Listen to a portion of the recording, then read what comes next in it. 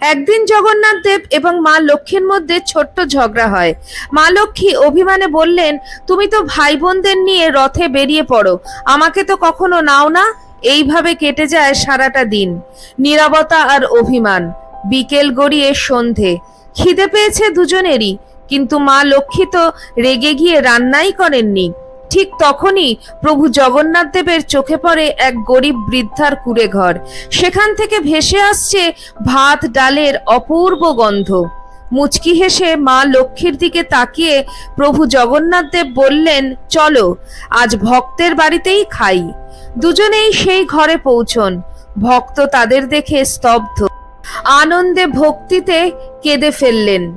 নিজের হাতে ভাত ডাল আলু ভাজা আর পাতলা ঘি পরিবেশন করলেন।